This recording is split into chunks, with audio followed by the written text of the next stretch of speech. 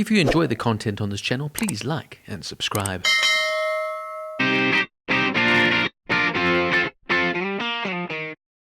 Val is a 2021 American documentary film directed and produced by Leo Scott and Ting Pu. It follows the life and career of actor Val Kilmer.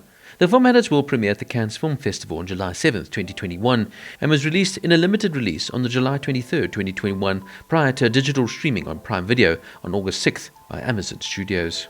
The film follows the life and career of actor Val Kilmer, including footage of Kilmer shot by himself throughout his career, footage of his childhood and his home movies. The film showcases his battle with throat cancer and gives a behind-the-scenes view of his personal life, including the childhood death of his brother Wesley, his 8-year marriage to actress Joanna Wiley, and their children Mercedes and Jack. Leo Scott initially began working as an editor with Harmony Korine on the short film The Lotus Community Workshop, where he came across Val Kilmer's archive, digging through 800 hours of footage, with Ting Pu boarding the project later on. The footage, which Kilmer had shot for years, featured him growing up, attending school, auditioning, his career, and family.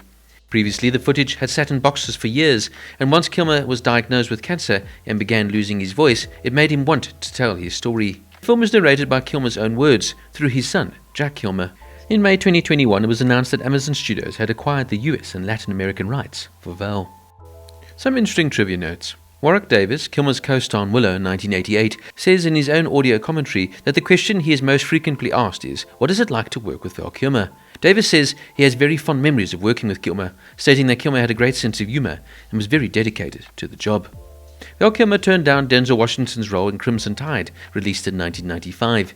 Years later, he noted it was one of the few films that he'd wished he had agreed to be in. Kilmer in the past used to send taped auditions to filmmakers, figuring they would be much better and less pressure than live auditions. During the filming of Streets of Blood, released in 2009, 50 Cent became good friends with Val Kilmer. The two actors bonded over their love of vintage cars, and 50 Cent stunned Kilmer by giving him the keys of a 1965 Chevy Impala, which the singer-turned-actor purchased for $100,000.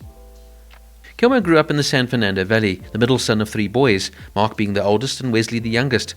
During his high school years, Wesley drowned in the family swimming pool, an incident Val claims inspired his subsequent performance in The Salton Sea, released in 2002. Kilmer was considered for the Keanu Reeves role in Point Break, released in 1991, and The Matrix, released in 1999. He was also originally going to star as Johnny Mnemonic in 1995, but left the project after he was cast in Batman Forever, also released that year.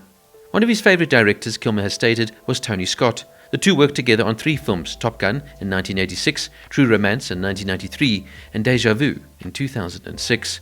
Kilmer was also accepted into Juilliard's drama department at the age of 21 in 1981, making him the youngest ever student at the time. His record has since been supplanted by Seth Numerick, who was admitted at 15 in 2002.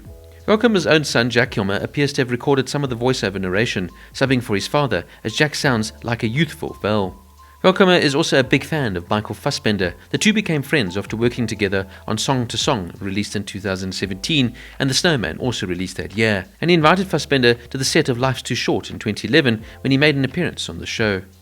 A variety of video clips, including home videos or movie sets, are showing during the ending credits. Both Kilmer and his son Jack have appeared in films directed by Shane Black. Val in Kiss Kiss Bang Bang, released in 2005, and Jack in The Nice Guys, released in 2016. Kilmer also turned down the lead role in Captain America in 1990, a role which went to Matt Salinger, in favor of The Doors, released a year later.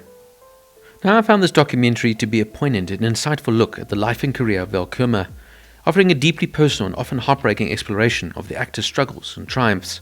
With his unprecedented access to Kilmer's personal archives, including his own home movies and diaries, the film provides a uniquely intimate perspective on his journey from rising star to Hollywood icon and the decline. The documentary sheds light on Kilmer's early days as a young actor, his breakout roles in Top Gun, and of course later Batman Forever, and his subsequent struggles with his fame and personal demons.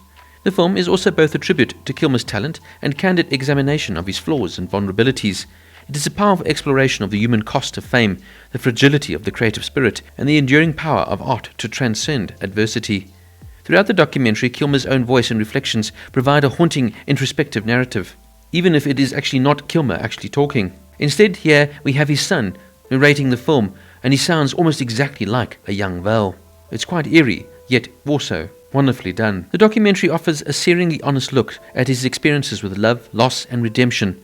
The result is a film that is both a celebration of Kilmer's life and work, and a heart-wrenching elegy for the fragility of the human existence. Some viewers may find that the documentary maybe glosses over or omits some of Kilmer's more controversial aspects, particularly his reputation for being notoriously difficult to work with. While the film touches on his intense preparation and his immersion into his roles, it doesn't fully delve into the reported friction and clashes with directors and co-stars that have become so part of his legend. It's not that the documentary shies away from this. Well, not completely. It just maybe gives you a different slant. In saying all of that though, Val is a compelling and moving portrait of a complex and multifaceted artist. Even if it doesn't fully confront the more problematic aspects of his career, viewers may be left with a nuanced understanding of Kilmer's triumphs and struggles. What Leo Scott and Ting Poo have done here is pull back the acting facade and reveal the man and the person behind all the characters. I found this to be a poignant and insightful portrait of a complex and multifaceted artist that left me feeling moved, saddened, but also ultimately inspired. Val gets a 9.5 out of 10.